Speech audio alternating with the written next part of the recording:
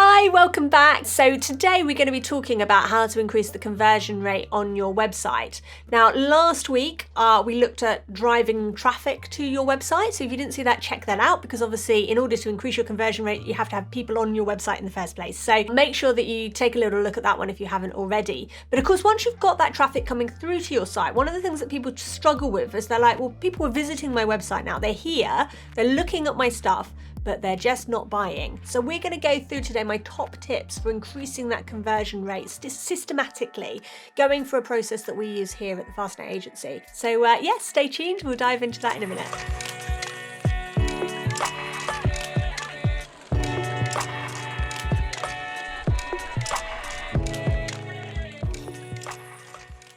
So hi, I'm Sarah, I'm founder of the Fastnet agency, and we help ambitious e-commerce stores to increase their online sales and scale their brand. So for more information on how to scale your store quickly and sustainably, click the subscribe button and ring the bell. You'll be notified every week when I post a new video. And you can also come and check us out online. You can check out my Instagram account, Sarah Leverton, or head over to our website, fastnet.agency, for loads of tips and advice about how to scale your store too. Okay, so there are a number of reasons that your store might not be converting. And what I would encourage you to do is to be systematic about how you go about analysing what it is that is stopping your conversions. I know sometimes when you spend so much time and energy designing your site and putting everything together, it can be really difficult to admit that there are sort of problems or issues with that. But the reality is, nothing is perfect in the first instance. If you look at what Google originally produced compared to what they've got now, the reason it's such a good platform is because they put users through it and they tested it and they refined it and they iterated it until it was to a point where people really enjoyed the experience. And it's why they continue to innovate. Look at any of the big platforms. Look at the iPhone. Look how popular that was. The first iteration of the iPhone was pretty damn impressive, but actually the user experience has continued to improve because they've got feedback and they've looked at how people use it and they've continued to kind of refine what it is that they're offering. So I'd really encourage you to have the same attitude towards your website. There is always stuff you can do to improve it, and you should always be looking to improve it.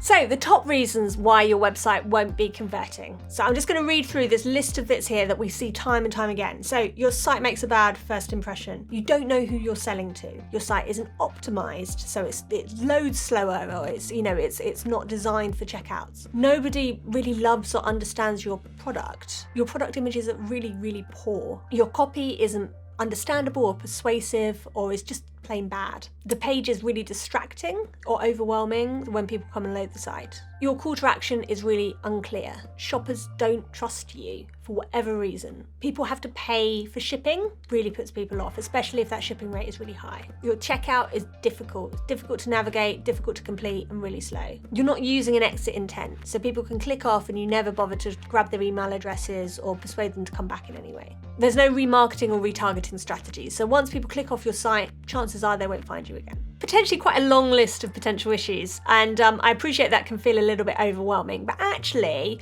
I quite enjoy optimizing sites for conversions because I feel like it's like a natty little problem that you have to get to the bottom to, and there's a really strategic process to work your way through in order to identify what the issues are and fix them. So I'm going to go into that with you now. I'm going to talk you through exactly what I do when I'm looking at why sites aren't converting properly and how they can be improved. So let's jump right in.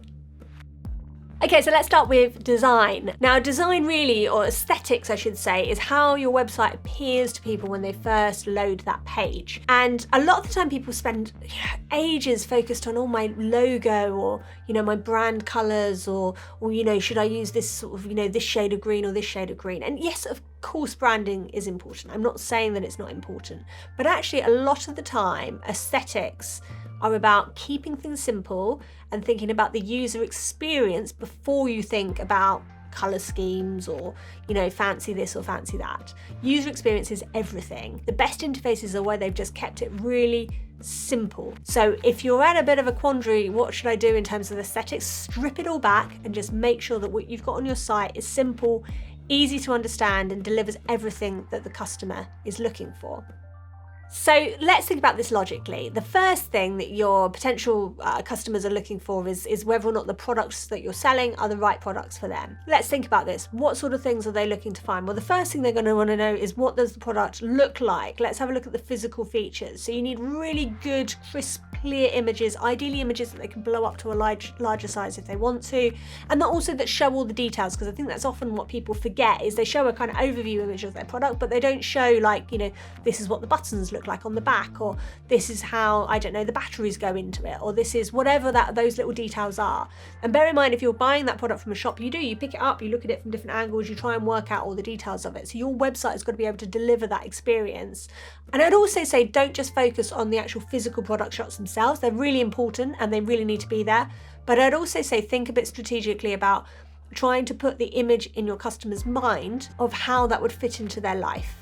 Okay, so this is where more lifestyle images come into it, especially if it's things like clothing or housewares or anything where it's going into a wider setting and people want to visualize that for themselves. Try and get it so that you're showing, so for example, if it's a pair of boots, how do these boots look with this style of trousers, or with that style of trousers, or with a skirt? How does it look on somebody of this size or with this size? So that you've got a bit of an idea, people can visualize it and go, oh yeah, I relate to that. I look a bit like her or like him. So really think very carefully about your product images and how you display them. So the next things that people are looking for is a really clear description of exactly what it is that they're buying. So again, I'd really think very carefully about this, and not just the features. So a lot of the time we say, it's got this, it's got that, it's got that, it's got that, and people go, well, okay, but how does that apply to me? So again, think about it. If someone wants to walk into your shop, how would you sell them that product? You might say, oh, look, this looks great with a pair of trousers for work, and you can dress it up and you can dress it down, and you'll find that they're really universal, and actually, they're quite hard wearing, and it doesn't matter if it rains, and there you go, you've sold that pair of boots to somebody. And that would be how people would sell in a shop. And it's the questions that people are asking. So try and think not just about the actual kind of list of kind of features and benefits, but about the questions that are going through your customers' minds and how you can answer those questions. So, really kind of try and dig into what are the kind of little bits and pieces that people are going to want to know. Make sure you're really thinking about what questions your customers are asking when you do your product descriptions. And I'd say the final thing in the kind of design, copywriting sort of side of things is, don't be scared to be persuasive, okay? Persuade your customer to buy. That can be really easily kind of put across on the site in things like little icons and logos and countdown timers, things that are a little bit more visual and less wordy. But you really want to make sure that you're putting across the things like, delivery. Do you do free delivery or next day delivery or easy deliveries? Are there a number of different ways they can pay? If there are certain features like, the fabrics are ethically sourced, or you plant trees for every, purchase, or whatever that might be, make sure that on each product page you're clearly displaying underneath the main description all of the kind of benefits of buying from you as opposed to the competition. And a really good way of getting people across the line, so yes, I'm going to buy now, is also to do, especially if you do next day delivery, order by 4 p.m. and get this tomorrow. And I always find that works really, really well, because people are thinking about it and umming and ahhing about it, and then they go, well, actually, yeah, I could have that in my hands tomorrow. Great, I'll check out. So don't be scared to be persuasive. Try and do it in a nice way, but make sure you're including those things on the page that are going to push people through the checkout and commit to buy. So that sort of summarizes, I would say, the main points I have with the aesthetics of your site. The rest of it, I would say, is design. Like, design is always a bit subjective, how things are laid out, what colors you use. It's all kind of down really to what your customer would like and expect. But if you stick to those main kind of principles about keeping it simple, making sure you've got good product images, making sure that you're answering your customers' questions, making sure that you're persuasive enough to get them across the line, then I'd say aesthetically that's going to tick all those boxes in terms of improving your conversion rates. So the next thing we always find that is almost an instant winner in terms of conversion rates is improving the navigation on a site. So I always think that you need to be able to get to where you want to go within 2 clicks at the most when you're on a website. Any more than that, people bounce off, they assume you haven't got it. So one of the things you really want to make sure that you're doing effectively when you're designing your site, especially if you've got a lot of different products, a lot of different options, is to ensure that people can see where they want to go within 1 or 2 clicks in order to, so they've got the product that they want in front of them really, really quickly. One way that I know a lot of sites do this is what they call a mega menu. So it's one of these big menus that drop down and it's got all the different categories and all the different items. So all you have to do is hover over that shop page and you say, right, okay, well, I want to buy this pair of boots. You hover over shop and you go, they've got a section all about boots. Great, I know where to go. It's brilliant as well if you give them different options in terms of, again, the questions that they're going to be looking to answer or the problems that they're going to be looking to solve. Really encourage you to look at your navigation, see how long it takes for somebody to go from visiting the front of your site or any other place on your site and getting to where they want to go, and then looking at building up that navigation based on ease of use and answering the problems that your customers have or the questions they're looking to answer. So the next key thing when it comes to improving conversion rates is social proof. And this really addresses the whole trust issue that we mentioned in that list of things that people have an issue with. One of the things that we notice about reviews is that they have to feel and seem very genuine. So which is why using sometimes a third party can really help. So you know that third party has taken that review and displayed it on the site. And so therefore you know that review is genuine and hasn't just been made up by the store owner to make their store look good. So certainly genuine reviews are a real key point. It has to feel genuine. And if you're not using a third party, that's fine. Reviews can still feel really genuine. But what I'd really encourage you to do is not just to delete out reviews that aren't positive. So I quite often, if I go through a site and there's lots of reviews and there are a couple that are negative, I think, well, I feel like these reviews are genuine because not everyone is going to have 100% experience all of the time. And so I can see that these reviews aren't being filtered. And even when someone says something negative, it's still featured on there. It's also a really good way of the customer understanding whether this product is the right fit for them from a third party way. I'm sure we've all done it on Amazon. The first thing I do is I go through all the reviews and see what they've said, and that will help me to determine whether or not it's the right fit for me. So again, it's a really good reason for making sure that you've got a good review platform and then you're not filtering those reviews, that you're allowing honest reviews to come through. And it will really help you to build that kind of social proof and that trust, and therefore improve your conversion rates. Another fantastic way to kind of build that social proof and also add to the user experience. So when people tag you on Instagram, wearing your products, if you want to refeature that on your feed, tagging the product in your Instagram, you can then use various different plugins to ensure that on your page, that particular product and everybody that's worn or featured that product is listed from your Instagram feed on the page itself. So this is great for a couple of reasons. First of all, it shows that you've got customers that are using your products, that are happy enough with your products for them to tag you on social media and show their usage of your product and your brand. And the second thing is, a bit like with those product photos that we mentioned earlier, it allows people to see different people in different situations using the product, which again helps them to visualize how that would apply to them. So really great feature there, and it's a great way of sort of building up that brand trust as well. Okay, so another key thing when it comes to conversion rates is that it's just too slow to check out. We see this time and time again. People have really short attention spans. So if you make it too difficult, too complex, too long-winded, they go. So a few key tips I would say for checkouts. If you can possibly incorporate really fast checkout systems like Apple Pay or Google Pay or the kind of one-click checkout options, then definitely incorporate that into your site, because it really helps people to just make a decision quick there and then, off it goes, through it goes. It improves the conversion rate massively if people can do it quickly and easily. The second thing I would say is always have an option for a guest checkout. Some websites force you to sort of set up an account and all the rest of it. That means that you've got to fill in a load of extra details that you don't necessarily need otherwise. So a quick and easy guest checkout is always a great option. Anything you can pre-fill to make your customer's life easier, do it. So for example, if you can have like an address lookup where they just start typing the first line of their address and it auto-fills it for you, great. Again, it's just quick, easy, fast. They can get through the checkout in as little time as possible. So think about that whole checkout experience and try and get it as quick and as slick and as fast as you possibly can. Because one of the biggest things that we notice in terms of conversion rates, and you can track this, especially actually Shopify makes it super easy to track this, is you can see, when people have added the product to the cart, when they've initiated the checkout, and when they've finished the checkout.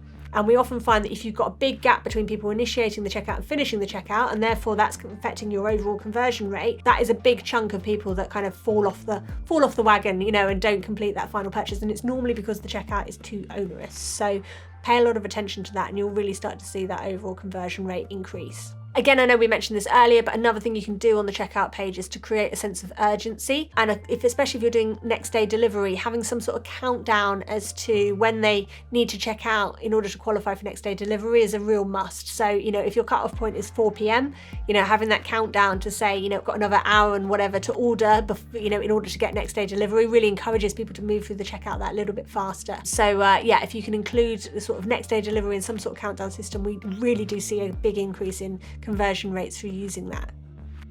So the final thing I'd say in terms of improving your conversion rate is to make sure that you've got a really good retargeting or remarketing strategy. So a lot of the time people come onto your site, they're considering their options. Maybe they feel that, it's a bit of a luxury item, or it's something that they're not quite justified to themselves yet, or they're considering, other competitors.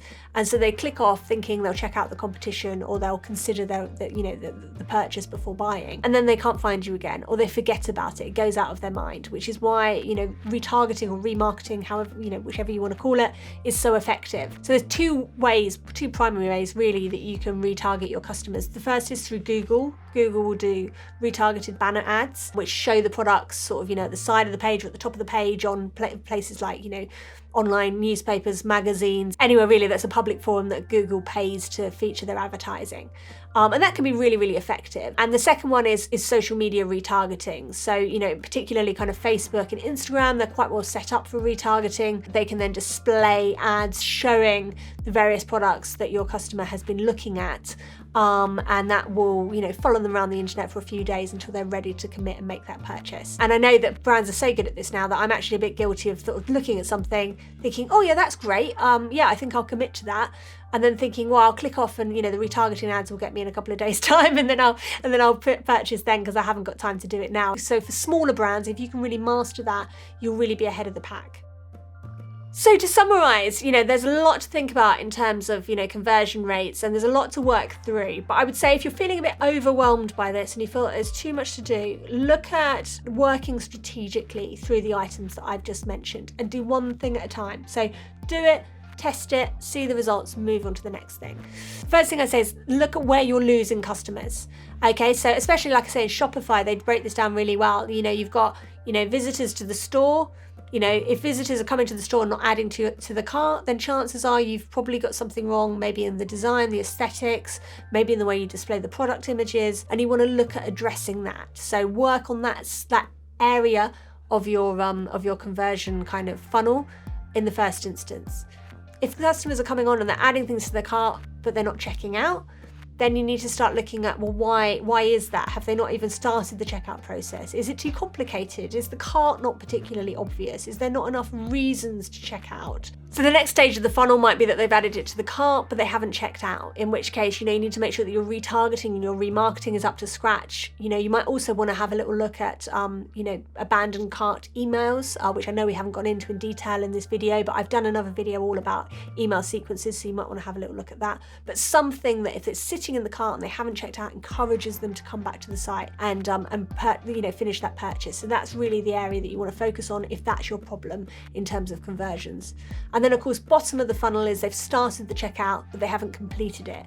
In which case you really want to try and focus your attention on actually, is my checkout too complicated? Is it too onerous? Is it taking too long? Do I need to add more payment methods? So if it's that bottom of the funnel that's the issue, then of course that's where you really want to start, focusing your attention. So yeah, work through that strategically and take time to monitor your results before moving on to the next step. So that's it. Thank you so much for watching. If you haven't already, subscribe to my channel and hit the bell as well, and then you'll be notified every week when I post a new video. So if you enjoyed this, you might want to have a little look at my video all about email marketing and the various different email sequences that you need within your online store. So check that video out up here. And if you're looking at driving more traffic to your site and you're not sure how to do that, then check out this video that I did last week, which is over here somewhere. So thanks so much. I'll see you next week.